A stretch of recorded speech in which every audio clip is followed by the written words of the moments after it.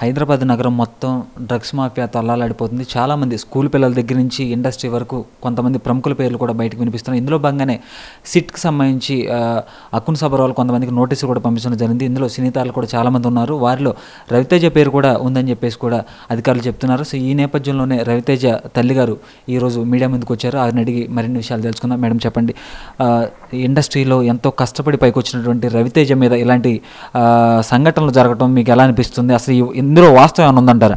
చాలా బాధగా ఉందమ్మా. ఇలాంటివి రాకూడదమ్మా. నిజానికి ఎంత కష్టపడి వచ్చాడో అందరికీ తెలియని విషయం కదా. అందరికీ తెలుసు, చిన్నవాళ్ళ నుంచి పెద్దవాళ్ళ వరకు అందరికీ తెలుసు. కష్టపడే వ్యక్తి, తన అంచెలంచెలుగా కష్టపడి పైకి వచ్చినవాడు, ఏ సపోర్ట్ లేకుండా వచ్చినవాడు. తన తమ్ముళ్ళు కూడా అన్నగారు సపోర్ట్ చేస్తారని చూసిన అన్నగారు కూడా తమ్ముళ్ళకి సపోర్ట్ చేయలేదు. మీ కష్టం మీద మీ టాలెంట్ మీరు చూపించుకోండి అని చెప్పినాడు తను. అలాగే తన కష్టం మీద తన పైకి వచ్చాడు. ఎవరి టాలెంట్ వాళ్ళు చూపించుకోమంటాడు తప్ప అలా ఒకరిని డిపెండ్ అవ్వడం కానీ, ఇంకొకరిని ఇబ్బంది పెట్టడం కానీ, ఇంకో దాంట్లో దూరడం కానీ ఎలాంటివి నచ్చవు అమ్మ. అబ్బాయికి నచ్చవు. ఇది డ్రగ్ అనేది చాలా భూతం. అది ఆడి విషయంలో అయితే మాత్రం చాలా పెద్ద భూతి ఇది. ఎందుకంటే ఇండస్ట్రీలోకి హీరోగా నిలదొక్కోవడానికి రవితేజకి చాలా టైం పట్టింది. హీరో అయిన తర్వాత కూడా కొన్ని సినిమాలు హిట్లు ఫ్లాప్లు అవుతూ ఒక మంచి స్టేజ్కి వచ్చేసరికి ఇలాంటి సంఘటనలు జరగడం మీకు ఎలా అనిపిస్తుందమ్మా? చాలా కష్టం అనిపిస్తుంది. అప్పుడు హిట్ వచ్చినప్పుడు పొంగిపోలేదు, ఫట్ వచ్చినప్పుడు కూడా కృంగిపోలేదు. సమంగా తీసుకున్నాడు. తను ఏదైనా సమంగానే తీసుకున్నాడు. తన కష్టం తను పడుతూ వచ్చాడు. కష్టాన్ని ఇష్టంగా చేసుకుంటూ వచ్చాడు. తను నమ్ముకున్నాడు. ఎవరిని నమ్మలేదు. ఎవరు నాకు హెల్ప్ చేయలేదు, నాకు హెల్ప్ చేయలేదు కూడా ఎవరిని నిందించలేదు, ఎవరిని అడగలేదు. తన టాలెంట్ తను చూపించుకున్నాడు. భగవంతుడి దయ వల్ల తను అన్ని శుభ్రంగా చక్కగా ఉన్న పరిస్థితుల్లో ఇలాంటి నిందలు రావడంటే కొంచెం మాకు షాక్ కింద, ఇబ్బంది కింద, బాధ కింద ఉంటుంది. ఆ విషయంతో మనకు పరిచయం ఉంటే బాధపడకపోతే ఆ విషయం మనకు తెలియని సబ్జెక్ట్ అది. మాది తెలియనప్పుడు మేము ఎంత బాధపడాలమ్మా అలాంటివి మన ఎత్తి మీదకి వస్తుంటేనే. అంటే ఇప్పుడు ఈ డ్రగ్స్ అమ్మే అతను ఎవరైతే హైదరాబాద్లో కెల్విన్ అనే అబ్బాయి ఎవరైతే ఉన్నారో అతన్ని ఫోన్ లిస్ట్లో రవితేజ నెంబర్ కూడా ఉండటం అనేది ఎలా అనిపిస్తుంది మీకు? అదే మాకు అర్థం కావట్లేదు. తన లిస్టులో ఆ కెల్విన్ ఎవడో తెలియదు, ఆడెవడో తెలియదు. మనకి తెలియని వాళ్ళ లిస్టులో మన నెంబర్ ఎందుకు వెళ్ళింది, ఎలాగెళ్ళింది? తనకు సంబంధం లేని మ్యాటర్ ఇది. అసలు వెళ్ళకూడదు. ఎందుకు వెళ్ళింది అసలు దాని గురించి తెలియదు మనకు. అసలు తెలియదు అమ్మ. సాధారణంగా రవితేజకి ఫ్రెండ్స్ కూడా చాలా తక్కువ. ఇండస్ట్రీలో ఉన్న ఫ్రెండ్స్లో పూరి జగన్నాథ్, అలాగే సుబ్బరాజు మంచి ఫ్రెండ్స్ ఉన్నారు. సో వీళ్ళకి కూడా డ్రగ్స్ కేసులో నోటీసులు ఇవ్వడం జరిగింది. సో వాళ్ళ ద్వారా ఏమన్నా రవితేజకి ఏమన్నా ఇలాంటి సంబంధాలు ఏమైనా ఉన్నాయి అనుకుంటున్నారా? సంబంధం అయితే లేదు. ఫ్రెండ్ సర్కిల్ అయితే ఉంటుంది ఎప్పుడుని. ఇలాంటి సంబంధాలు ఉన్నాయి నేను అనుకోను. సంబంధం లేదు. అయితే ఇప్పుడు రవితేజ గారు అవుట్డోర్లో ఉన్నారు. సో రవితేజ గారు ఫోన్ చేసి మీకు చెప్పడం జరిగిందా, లేకపోతే మీ అంతరికి మీరే మీడియా ముందుకు రావడం జరిగిందా? రవితేజ నాకేం చెప్పలేదు. విని నేను 4 రోజులు బుర్ర పని చేయలేదు నాకు. ఈవేళ నేను అనుకున్నది ఏంటంటే అందరికీ చెప్పుదాము, లేని విషయం ఎందుకు ఇలా పెడుతున్నారు మా మీద, మేము చేయని తప్పకు మేము ఎందుకు ఒప్పుకోవాలి? తప్పు ఏం టెస్ట్ చేసుకుంటారో చేసుకోండి, ఎలా అడుగుతారో అడగండి, ఏదైనా నిరూపించుకోండి. నిజం నిరూపించుకునే బాధ్యత మా మీద ఉంది కాబట్టి నేను నిజం చెప్తాను. అంటే ఇన్ని రోజులు అంటే జరిగి ఆల్రెడీ చాలా రోజులు అవుతుంది, విచారణ కూడా ప్రారంభం అవుతుంది. ఇన్ని రోజుల వరకు మీరు ఎందుకని మీడియా ముందుకు రాలేదమ్మా? నేను మా బిడ్డ పోయిన బాధలో ఉన్నానండి. నేను ఇంట్లో కూడా లేను సరిగ్గానే. బుర్ర పని చేయటం లేదు, నిద్ర పట్టక ఇబ్బంది పడుతూ ఉన్నాను నేను. అసలు ఇది లైట్గా నేను సీరియస్గా తీసుకోలేదు. అంటే మనం చేయలేదు కదా, మనం ఎందుకు సమాధానం చెప్పుకోవాలి? చేయని దానికి మన జోలికి ఎందుకు వస్తారు వీళ్ళైనా?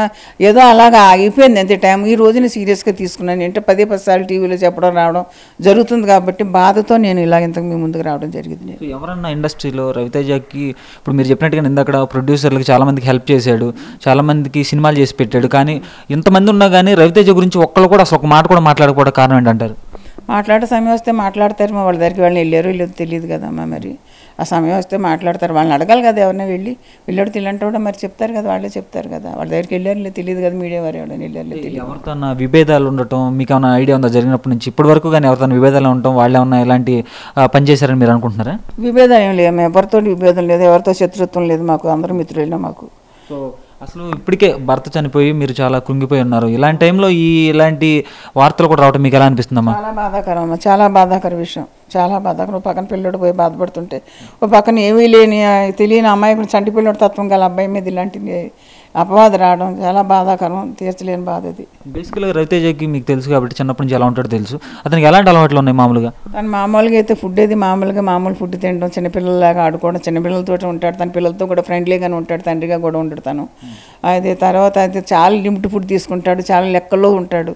ఫుడ్ కూడా ఏది పెడితే అది చెదారం తింటాడు. తను కూడా కుక్కి వెళ్తాడు, అవుట్డోర్కి వెళ్తే ఇంట్లో ఉంటే మేము వండి పెట్టిందే తింటాడు. అలాంటి చాలా మంచి అలవాట్లు. తన అలవాట్లు మాకు ఎవరికి లేవంటే మేము అనుకుంటాం. ఇంకా సో భరత్ విషయంలో కూడా మీరు భరత్ యాక్సిడెంట్ అయినప్పుడు కనీసం మీరు స్పాట్కి వెళ్ళకపోయినా ఇంటికి కూడా మృతదేహాన్ని తీసుకొచ్చే పరిస్థితి అప్పుడు లేకుండా పోయింది. ఎందుకు అలాంటి కఠిన నిర్ణయం తీసుకున్నారు? చూసే ధైర్యం లేకమ్మా. డెత్ బాడీ చూసే ధైర్యం లేక ముఖం చిదుగుపోయిందని ఎవరు చెప్పారు, నేను చూడలేనని చెప్పాను నేను. అయితే నాకు ఏ రూపంగా నా ఇంట్లోంచి వెళ్ళాడు బయటకు అదే రూపంలో నేను ఊహించుకుని బతుకుతాను, జీవితంతో బతికిన వాళ్ళని నేను అది చూసి భరించి సహించి ఓపిక లేదమ్మ నాకు, భరించలేను. అలాగే నాకు కొడుకు కూడా అంతే, తను భరించలేడు, చూడలేము చిదిగిపోయి. ముందు శవారూపంలో కొడుకొని చూడలేను నేను అసలు. అంటే రవితేజ్ ఇప్పుడు బాగానే ఉన్నాడు, చాలా అంటే అతనికి ఏ అలవాటు లేకుండా ఉన్నాడు, కానీ భరత్ మాత్రం ఇలా డ్రగ్స్కి అలవాటు పడడం అనేది, లేదా చెప్పిన మాట వెనకపోవడం వల్లే మీరు ఇలాంటి నిర్ణయం తీసుకున్నారని వార్త వచ్చింది బయట. నిర్ణయం కాదమ్మా, అది కలిసే ఉన్నాం అందరం అని. తనంటే తను కొంచెం తను అంతా వెస్ట్రన్ స్టైల్లో ఉంటాడు తను ఇప్పుడుని, అది మనకు సూటబుల్ కాదు, అందుకని సెపరేట్ కదా ఇంట్లో తను ఉంటున్నాడు. అని సమస్తం భోజనం కానీ జేటు జెడ్ అని ఇక్కడి నుంచి వెళ్తే, సర్వెంట్స్ కూడా ఇక్కడి నుంచి వెళ్తే, బయట సర్వెంట్ కూడా తను పెట్టుకోడు, అన్నీ ఇక్కడి నుంచి వెళ్తే తనకి ఏది లోటు లేకుండా జరుగుతుంది. తను రోజంతా వచ్చి మా దగ్గర పడుకుంటాడు, నైట్ వెళ్ళి పడుకుంటాడు. అదే డ్రగ్స్ నేను నమ్మనమ్మ, డ్రగ్స్ తీసుకున్నాడు అంటే డ్రింక్ మాత్రం తీసుకునేవాడు. డ్రింక్ అది కూడా కంట్రోల్ చేసుకుని 24 గంటలు చెప్తూ ఉండేది. 24 గంటలు నేను ఉన్నాను కదా తను కూడా, నేను ఉన్నాను కదా, నేను ఇక్కడ వదిలిపెట్టి తన దగ్గర ఉండడానికి చిన్నపిల్లలు వెళ్ళేది, ఇక్కడ ఉండాలి కదా, అందుకని ఇక్కడ ఉంటే ఇక్కడికి వచ్చి అన్నదమ్ములు అందరూ కూడా ఇక్కడికి వచ్చి కూర్చుని సాయంత్రం వెళ్ళేవారు అనమాట. బేసికల్గా తండ్రికి పెద్ద పిల్లాడు, చిన్నపిల్ల అంటే తల్లికి బాగా ఇష్టం అంటారు కదా, అలాంటి టైంలో మీరు వెళ్ళకపోవడం అనేది ఎట్లా అనేసి ఆలోచిస్తాను. వెళ్ళకపోవడం ఎందుకంటే టచ్లో ఉంటున్నాడు కదా 24 గంటలోనే, ఒక నైట్ పడుకోవడానికి వెళ్తున్నాడు, 24 గంటలు ఇక్కడే ఉంటున్నాడు. ఒక 40 ఏళ్ళు దాటిన వాడు చిన్నపిల్లాడు కాదు కదా, ఏది కావాలంటే ఆయన 24 గంటలు ఫోన్లోనే ఉంటాడు, ఏది కావాలంటే అడుగుతాడు, మనుషులు వెళ్తుంటారు వస్తుంటారు, తెల్లారిసరికి మళ్ళీ ఇక్కడికి వచ్చి కూర్చునేవాడు కదా. అప్పుడప్పుడు నేను వెళ్తా కూర్చునేది అనమాట, క్లీనింగ్లు కటికిటికి చేయించేదాన్ని మనుషులను తీసుకుని వెళ్ళి. సో మొత్తం మీద చూడలేకపోవడం వల్లే మీరు భర్త దగ్గరికి వెళ్ళలేదంటారు. అంతకంటే వేరే కారణం లేనే లేదమ్మ. ఇప్పటికి చూడటం కాదు, ఊహించలేకపోతున్నాను, ఎవరిని చెప్పినా కూడా వినలేకపోతున్నాను నేను.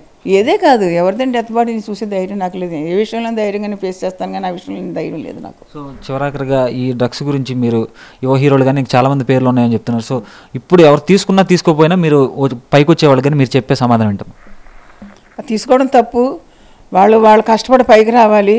ప్రతి ఒక్కరు కష్టపడి బతకడానికి జీవించడానికి ఫీల్డ్కైనా దేనికైనా వెళ్తారమ్మా. అక్కడ ఒక విజయం పెట్టుకుని వెళ్తారు. వాళ్ళు స్పైల్ అవ్వడం అనేది అది మంచి పని కాదు, అది వాళ్ళకి మంచిది కాదు, మనకి మంచిది కాదు, ఎవరికి మంచిది కాదు. అది కూడా వాళ్ళకి తెలుసు. ఈ రోజుల్లో జనరేషన్ ఎలాగుందంటే అంత మరి దిగజారిపోయే పరిస్థితులు ఎవరు లేరు. ఎవరికాడ కష్టపడి 10 రూపాయలు సంపాదించుకుంటే పోతే రోజులు వెళ్ళటం లేదు కదా. అందుకని వాళ్ళు బాధ్యతలు వాళ్ళకి ఉంటాయి.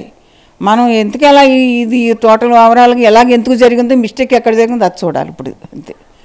రైట్. ఏదైతే ఓవరాల్గా రవితేజ తల్లి చెప్తున్న మాటలు ఏంటంటే, రవితేజకి అసలు డ్రగ్స్తో ఎటువంటి సంబంధం లేదు, చిన్నప్పటి నుంచి మేము తను చూస్తున్నాము, తనకి ఎలాంటి అలవాట్లు లేవు, కేవలం ఫుడ్ విషయంలో కూడా ఆచితూచి అడుగులు వేస్తాడని చెప్పేసి కూడా మదర్ చెప్తున్నారు. అలాగే భర్త విషయంలో కూడా కేవలం తను యాక్సిడెంట్ అయింది కాబట్టి తన మొహం చంద్రవందర అయిపోయింది కాబట్టి చూడలేకపోవడం వల్ల మేము వెళ్ళలేకపోయామని చెప్పేసి, తను ఎప్పుడు ఇంట్లోనే ఉండేవాడు, మాతోనే ఉండేవాడు అని చెప్పేసి కూడా తల్లిగారు చెప్తున్నారు. కెమెరా పర్సన్ దుర్గాతో చంద్రశేఖర్, NW. Thank you.